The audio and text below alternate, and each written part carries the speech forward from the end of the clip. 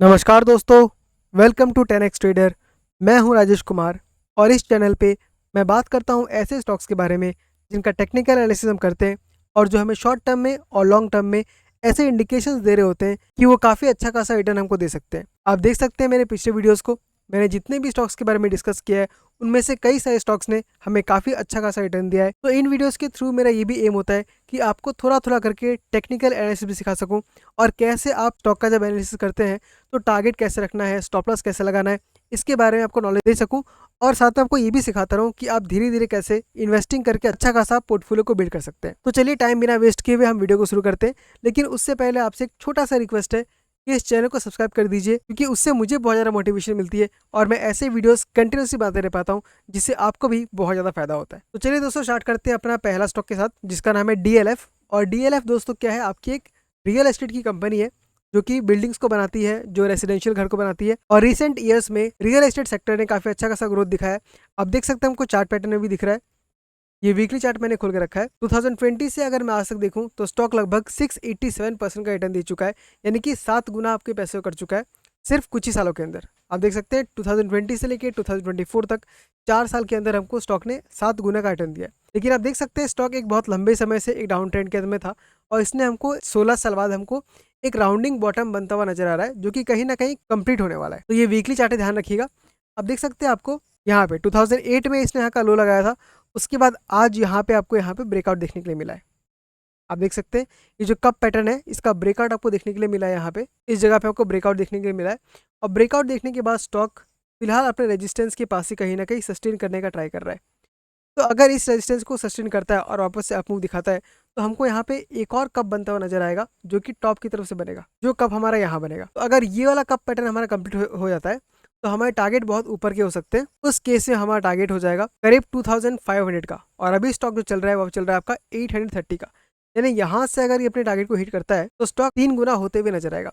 लेकिन current chart के ऊपर हमको जो टारगेट दिख रहा है उसको अगर हम देखें तो अपना जो टारगेट है वो 140% का है, यानी स्टॉक डबल से भी ज़्यादा प्रॉफिट हमको दे सकता है। लेकिन अगर आप टेक्निकल बेसिस पे ट्रेड लेते हैं तो आपको स्टॉप लॉस को फॉलो करना बहुत ज़्यादा जरूरी होता है। तो इस केस में भी हम क्या करेंगे, अपना स्टॉप लॉस छोटा सा रखेंगे और जो पिछला जो रेजिस्टेंस था उसको हम अपना स्टॉप लॉस बना के चलेंगे, जो कि आपको लगभग 727 का दिख रहा है।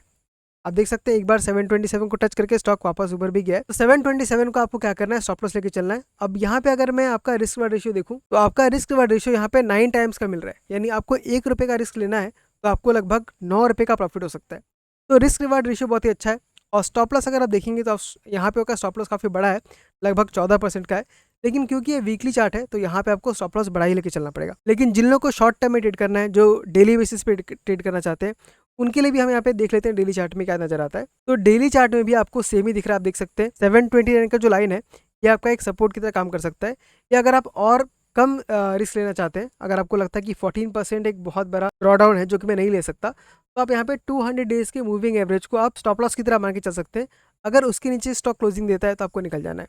तो 200 डेज की मूविंग एवरेज के लिए मैं इसको थोड़ा और ऊपर कर लेता हूँ। तो इस केस में आपका स्टॉप लॉस अभी हो गया अराउंड 3% का। तो अगर आपको बहुत ही शॉर्ट टर्म के लिए ट्रेड लेना है, आप अगर लंबा वेट नहीं कर सकते, तो 3% का स्टॉप लॉस लगा के आप इसको होल्ड कर सकते हैं एक बहुत ही अच्छे खासे रिटर्न के लिए, जो कि हमको यहाँ पे डबल होते भी नजर आ रहा है। तो ये पहला स्टॉक था DLF, आप इसके ऊपर नजर बना के रखिए।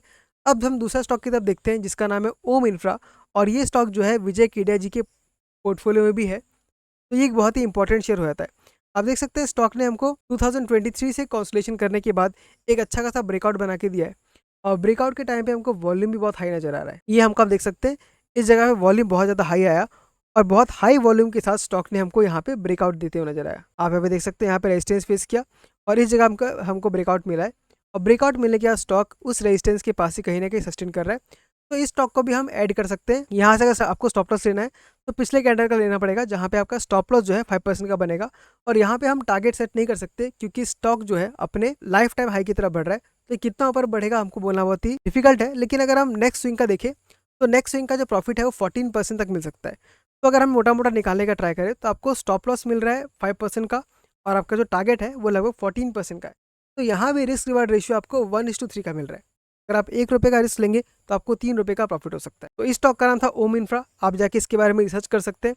और अगर आपको सब कुछ सही लगता है तो ही आपको ट्रेड लेना है, क्योंकि यहाँ पे मैं कोई रिकमेंडेशन नहीं दे रहा हूँ यहाँ पे बस मैं आपका एनालिसिस शेयर कर रहा हूँ, जिससे आपको भी आइडिया हो सके कि स्टॉक को कैसे स्टडी करते हैं। तो चलिए दोस्तों नेक्स्ट स्टॉक को देख लेते हैं, जिसका नाम है एस चांद। और एस चांद में मैं खुद भी इन्वेस्टेड हूँ और करेंटली मैं थोड़ा लॉस में हूँ, लेकिन हमें जो टेक्निकल चार्ट दिखा रहा है हमें उसके बारे में डिस्कस करना है। आप देख सकते हैं स्टॉक काफ़ी ज़्यादा नीचे आने के बाद इसने एक राउंडिंग बॉटम बनाया और ये 2018 से लेके 2020 तक इसको लगा कंप्लीट करने के लिए, यानी 5 साल का राउंडिंग बॉटम है। और राउंडिंग बॉटम को ब्रेकआउट देने के बाद स्टॉक हमको यहाँ पे वापस से इस रेजिस्टेंस के पास घूमता हुआ नजर आ रहा है। तो स्टॉक यहाँ से अगर रिवर्सल लेता है तो टारगेट बहुत ऊपर का हो सकता है, लेकिन अगर इस रेजिस्टेंस को ब्रेक करके नीचे आ जाता है तो स्टॉक काफ़ी नीचे आ सकता है। तो हमको फिलहाल यहाँ पे वेट करना है। अगर यहाँ पे हाई वॉल्यूम के साथ हमको एक बड़ा कैंडल बनता हुआ नजर आया तो हमको इंडिकेशन मिलेगा कि स्टॉक का जो पैटर्न है कंप्लीट हो चुका है और स्टॉक आगे बढ़ने को रेडी हो चुका है। तो एस चांद में आपको वेट करना है फिलहाल एक बड़े कैंडल का।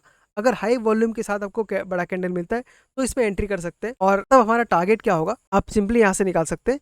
आपका टारगेट लगभग 453 का होगा और स्टॉक फिलहाल चल रहा है 225 में, यानी यहाँ से आपका टारगेट जो है डबल का हो सकता है। एक्जैक्टली 100% दिख रहा है। तो एस चांद के ऊपर भी नजर बना के रखिए, ये भी हमें अच्छा खासा रिटर्न दे सकता है। चलिए दोस्तों आप देखते हैं अगला स्टॉक की तरफ, लेकिन ये स्टॉक आपका बाइंग के लिए नहीं है, एजुकेशन पर्पज के लिए। कि स्टॉक में हमको एक नेगेटिव रिवर्सल का पैटर्न दिख रहा है, यानी स्टॉक जो है अब डाउन ट्रेंड को स्टार्ट कर सकता है। तो स्टॉक का नाम है रेनबो चिल्ड्रन। ये एक हेल्थ सेक्टर में काम करने वाली कंपनी है, इसके हॉस्पिटल्स है जो बच्चों को देखती है। इस स्टॉक में हमको क्लियरली बनता हुआ नजर आ रहा है एक हेड एंड शोल्डर पैटर्न। आप देख सकते हैं ये इसका शोल्डर है, यहाँ पर इसका अगला शोल्डर है, ये यहाँ पर एक हेड नजर आ रहा है, दूसरा शोल्डर यहाँ पर है और उसके बाद आपको देख सकते हैं यहाँ पे ये लो पे लो बनाता जा रहा है। यानी आप देख सकते हैं हमको यहाँ पे एक थोड़ा ट्विस्टेड सा एक हेड एंड शोल्डर पैटर्न बनते हुए नजर आया और इसने इस नेक को ब्रेकआउट भी दे दिया। जो नेक है वो आपको कहीं ना कहीं यहाँ नजर आ रहा है। इस नेक को ब्रेकआउट देने के बाद स्टॉक नीचे आ चुका है। तो ऐसे पैटर्न को अगर आपको कहीं नजर आता है, आप देख सकते हैं एक अच्छा खासा हाई लगाने के बाद स्टॉक ने पैटर्न बनाया है। तो जब भी स्टॉक एक स्ट्रॉन्ग अपट्रेंड के बाद ऊपर की तरफ में अगर आपको ऐसा पैटर्न बनाते हुए नजर आए तो ये एक स्ट्रॉन्ग इंडिकेशन होता है कि स्टॉक का जो अप मूव है खत्म हो चुका है। अब कुछ सालों तक या कुछ महीनों तक स्टॉक एक जगह पे कंसोलिडेशन करेगा या बहुत नीचे आ सकता है। तो ये हमको इस चीज़ में ट्रैक करना होता है। तो ये एग्जाम्पल है आपका हेड एंड शोल्डर पैटर्न का, इसको ध्यान रखिएगा। आई होप आपको ये पैटर्न समझ में आया होगा, ताकि अगली बार अगर आपको चार्ट में ये पैटर्न दिखे तो आप इसे फंस ना जाए। आप ऐसे पैटर्न को देख के बहुत ज़्यादा कॉशियस हो जाएगा। अगर आपको फिर भी ट्रेड लेना है तो आपको बहुत ही छोटा अमाउंट लगाना होगा। ये हेड एंड शोल्डर पैटर्न बहुत ही स्ट्रॉन्ग रिवर्सल पैटर्न्स है जिन्हें हमें इग्नोर नहीं करना चाहिए। आई होप आपको कुछ ना कुछ सीखने के लिए मिला होगा और आप भी इन सब चीज़ों को सीख के अपना डिसीजन बना के प्रॉफिटेबल ट्रेडर बन जाएंगे। और अगर आपको मुझसे पर्सनली जुड़ना है तो आप मेरे टेलीग्राम चैनल को ज्वाइन कर सकते हैं। वहाँ पे मैं कोई रिकमेंडेशन नहीं देता हूँ, लेकिन मैं जब भी कोई शेयर को बाय करता हूँ या सेल करता हूँ या मुझे कोई शेयर अच्छा लगता है तो उसके बारे में डिस्कस कर देता हूँ, उसके बारे में अपना ओपिनियन को शेयर कर देता हूँ। क्योंकि कई बार क्या होता है कि वीडियोस बनाने में बहुत देर लग जाता है।